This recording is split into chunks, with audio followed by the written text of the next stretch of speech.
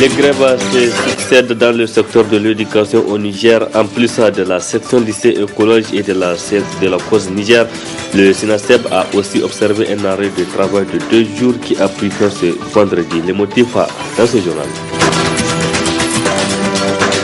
Un pas de plus dans le processus du passage à la télévision numérique terrestre TNT au Niger. Un lot de matériel servant pour la diffusion numérique a été réceptionné ce vendredi. Merci d'être sur la télévision. Là-bas, pour suivre ce journal de ce jour saint de l'islam, vendredi 11 novembre 2016. Mesdames, Messieurs, bonsoir et bienvenue à tous. Je le disais dans les titres, l'école nigérienne plus que jamais handicapée par les grèves qui s'enchaînent. Rien que cette semaine qui s'achève, 3 mouvements de grève ont été observés entre lundi et ce vendredi par les élèves. Les enseignants qui exigent, par les élèves et les enseignants qui exigent l'amélioration des conditions de vie et de travail. La dernière, c'est celle du syndicat national des agents et fonctionnaires de l'enseignement, donc de l'éducation de base contractuelle, les SINASEB, une grève largement suivie selon le constat de nos reporters Nafisa Zakou et Halidou Bourema. National des agents contractuels de l'enseignement de base SINASEB est un avertissement aux autorités en charge de l'éducation qui tardent toujours à satisfaire les revendications des enseignants contractuels. Le mouvement de 48 heures fait seulement suite à nos différentes revendications qui jusque-là sont restées sans solution. Si on prend par exemple le paiement à terme échu des pécules des contractuels, l'octroi des matricules à nos 476 camarades qui sont intégrés dans la promotion 2012-2013 et l'octroi aussi des matricules à nos camarades de 2014, les 4200 qui sont intégrés en 2014. Donc l'ensemble de ces points jusque-là n'ont pas trouvé de solution et ils ont fait aussi l'objet de discussions où la partie gouvernementale avait pris des engagements par rapport à ces points qui n'ont pas été respectés jusqu'à ce jour. Si nous avons déposé un préavis de 48 heures, c'est un préavis d'avertissement parce que vous avez constaté, nous avons fait 2 semaines sans déposer de préavis, c'est pour donner au gouvernement le temps de réfléchir par rapport à nos revendications. Mais comme nous avons constaté que le gouvernement n'est pas prêt aujourd'hui à satisfaire ces revendications de manière pacifique, nous allons continuer le mouvement jusqu'à la satisfaction de notre plateforme revendicative. Un mot d'ordre de 48 heures d'ailleurs largement suivi par les contractuels. Le mot d'ordre de grève a été largement suivi et nous remercions vraiment l'ensemble des militants qui ont exécuté ce mot d'ordre et nous leur demandons aussi de se tenir prêts pour les mots d'ordre d'avenir que nous allons utiliser parce qu'un mouvement a été engagé depuis la rentrée et nous allons continuer ce mouvement jusqu'à la fin de l'année s'il le fallait, jusqu'à ce que le gouvernement actuel prennent en compte les légitimes revendications qui sont inscrites sur notre plateforme revendicative. Donc, nous, au niveau des structures syndicales de l'éducation, nous allons nous donner les moyens nécessaires pour contraindre le gouvernement à satisfaire nos revendications. Le PEN SINASEB s'est dit plus que jamais déterminé à lutter pour défendre les intérêts de ses nombreux militants. Pauvre école nigérienne, donc paralysée depuis la rentrée académique scolaire 2016-2017. Un flou artistique autour de la gestion des taxis iraniens qui ont été mis en circulation il y a près de 2 ans par les autorités municipales de la ville de Niamey. La gestion de ces taxis, un des points donc objet de la motion de défiance déposée contre le maire central de la ville de Niamey, une aubaine saisie d'ailleurs par les syndicats de conducteurs de taxis qui crient au scandale et demandent plus d'explications. Reportage Ousmane Sidikou et Nasser Seydou. Au registre des impairs commis, à noter le cas de la centaine de taxis iraniens, entre autres raisons de la motion de défiance introduite contre le président du conseil de ville de Niamey. Une perche saisie par les syndicats de taxis qui pensent avoir été lésés et roulés dans la farine. En lieu et place d'un don au camarade taximan, la ville de Niamey a créé une société fantoche qu'on appelle City Transport, à qui elle a donné la gestion d'une manière illégale. C'est 90 taxis. Donc aujourd'hui, nous-mêmes on était étonnés et surpris de savoir que même les conseillers ne savent même pas qui est le président de cette société, à qui cette société appartient et où rentrent les recettes de ces taxis. Donc c'est pourquoi nous avons dit que la chose était plus grave, parce que nous réclamons justice. Nous avons travaillé pendant 18 mois aujourd'hui avec la Cité Transport. Mais si tu n'as pas respecté ce que nous avons arrêté au début, nous avons commencé à travailler 4 à 5 mois si tu as changé un nouveau contrat. Au début, nous avons démarré sur un contrat que nous sommes tous d'accord. Que si on paie les taxis nous reviennent. Après quelques mois, le même directeur a modifié l'arrêté. Des clauses du contrat allègrement violées et ce à dessein et dont le maire serait pour beaucoup. Disons à ces coincés, en tout cas, de faire tout pour que lumière soit faite sur cette affaire des taxis iraniens. Nous voulions et nous demandons à ces conseillers s'ils veulent rendre service à la ville de Niamey, s'ils veulent rendre service à la population de Niamey, en tout cas de voter en faveur de cette motion de défiance pour nous faire dégager ce maire, parce que le maire serait le premier responsable, puisque on appelle taxi de la communauté urbaine de Niamey. Donc aujourd'hui, s'il y a un problème, vraiment c'est le président du conseil qui est le premier responsable de ce problème. Puisque si ça a été bien géré, aujourd'hui, à l'heure que je vous parle, les taxis, là, ça nous appartient. Et nous avons appris aussi, les Iraniens ont encore envoyé 200 taxis tout neufs, mais ils ont compris que la première gestion, ça n'a pas été bien faite. Maintenant, il y a des véhicules bloqués à Lomé. Au nombre d'une vingtaine, les signataires de cette motion de défiance jugent les faits assez graves et constituant cette injustice. Autant de raisons aussi pour ces syndicats pour qui le maire central aurait atteint tout simplement ses limites objectives. Il se rappelle de ces années encore 1914, 1918 et 1935 à 1939 ou du moins 1945. Ce sont les anciens combattants du Niger qui ont commémoré ce jour 11 novembre 2016, la date anniversaire de l'amnistie. À l'occasion, une cérémonie de pose des gerbes a eu lieu ce matin, donc à la place des morts réservée aux hommes tombés pendant les 2 guerres mondiales. Cette place se situe non loin de l'ancien petit marché de Niamey. Faisons le point avec Nasser Dantofo et Chebigisso. Affaire des forces armées nigériennes, honneur au drapeau, recueillement face au monument des morts et dépôt des germes sont entre autres cérémoniales pour commémorer le sacrifice de ceux qui sont tombés au loin pour la défense de la mère patrie.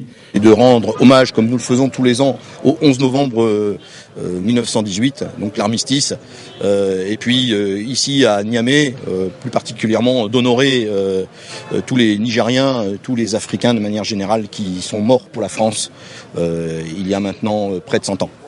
Bon, ce qu'il faut surtout, je crois, maintenant retenir de la bataille de Verdun, c'est vraiment le nombre de morts qui a été très très important, hein, et puis la souffrance des combattants. Les camps se sont opposés, il y a eu beaucoup de pertes, et aujourd'hui, eh bien, 100 ans après, on rassemble les peuples, et on veut, bien sûr, à travers ces commémorations, faire en sorte que tout ça ne se reproduise plus. Pour ces braves hommes ayant combattu à côté de la France, le retour de l'ascenseur s'impose. Nous avons combattu, nous ne connaissons pas la patrie, autre patrie que la France. Nous avons combattu pour la France en tant que Français. Moi je le dis fièrement parce que moi je suis né Français. C'est après que le Niger est venu, je suis devenu Nigérien, j'ai la double nationalité. Mais je suis né Français. Mon père a fait la guerre française et moi j'ai fait aussi la guerre de l'Algérie. Et la guerre de l'Indochine, mais comment ça se fait qu'aujourd'hui on bafouille? Non. Ils doivent venir faire la guerre au Niger parce que nous avons fait aussi la guerre chez eux. La paix qu'ils ont aujourd'hui, c'est grâce à l'Afrique. La paix qu'ils ont aujourd'hui, mais seulement c'est notre France, la France que nous connaissons, c'est la vraie France. La France, c'est-à-dire que c'est bon des hommes francs, habitant un pays franc, parlant franc, dépensant franc dans un ensemble franc. C'est comme ça que ça se passe. La France, autrefois la France, c'est 5 francs. La contribution du Niger à cet effort de guerre est très conséquente. Pour une population d'environ 1,7 million d'habitants à l'époque, ce sont 1423 hommes tombés sur le champ d'honneur au sein des bataillons de tirailleurs sénégalais. C'est le deuxième titre de ce journal. Le passage de la télévision analogique à la télévision numérique terrestre TNT prend forme de plus en plus au Niger. En effet, après la cérémonie officielle de lancement il y a plus d'un an, le matériel devant servir à la diffusion numérique a été réceptionné ce vendredi à la station terrienne de Lazare. Un matériel acquis sur fonds propres de l'État, nous rapporte Asma Ousseidou et Aboubakar Souli. L'avènement de la télévision numérique terrestre TNT en instance de matérialisation avec la présente cérémonie de réception à hauteur de 41% et estimé à 27 milliards, il est acheté dans le budget national, en d'autres termes sur fonds propres de l'État. Un matériel de première génération, de pointe, qui a été livré dans le cadre de fonds d'investissement, parce que c'est quand même un matériel acheté sur le budget national, il faudrait le dire. Et d'ores et déjà, il y a eu une première livraison et le matériel est déjà sur place. Il était prévu d'équiper une cinquantaine de stations et à ce jour, nous sommes au moins à une vingtaine de stations qui sont équipées et que le matériel est toujours en voie d'acheminement. Donc nous sommes venus aujourd'hui pour constater effectivement la livraison de ce matériel d'un point de vue quantitatif et nous espérons que dans les prochains jours, ce matériel sera acheminé dans les différentes stations où elles seront utilisées et que véritablement la télévision numérique terrestre démarrera, en tout cas cet équipement-là sera utilisé aux environs, en tout cas dès le premier trimestre de l'année 2017. Quant aux appréhensions et autres scepticismes, ces quelques éclaircissements fournis lèvent tout équivoque. La TNT préconise la séparation de la production et de la diffusion. C'est-à-dire à partir du moment où la TNT sera une réalité, il n'y aura plus un autre diffuseur, il y aura un seul diffuseur qui va diffuser pour tout le reste. Donc c'est pourquoi, je vous ai dit, on a installé ici une plateforme de collecte de programmes. C'est-à-dire on va installer des liaisons entre ici et tous les sites où se trouvent les télévisions privées. Et en ce moment-là, on va amener le programme ici, les multiplexer et les envoyer sur une seule fréquence. Donc on va diffuser. Tous ceux qui seront dans le multiplex seront diffusés sur une seule fréquence. Il va falloir ajouter ce qu'on appelle un kit de réception. C'est constitué d'une antenne, d'un décodeur TNT et vous pouvez utiliser votre ancien téléviseur. Mais ça, c'est une solution transitoire. C'est-à-dire que le temps que le marché soit inondé par les téléviseurs à décodeur intégré, le décodeur ne sera plus nécessaire. Donc c'est une situation transitoire.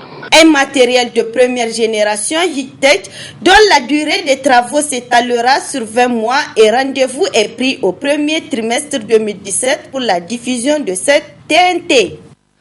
Les journalistes et autres travailleurs des médias publics et privés du Niger disposent désormais d'un comité qui a la lourde tâche de mener une campagne de plaidoyer en faveur de leur affiliation et immatriculation à la Caisse nationale de sécurité sociale.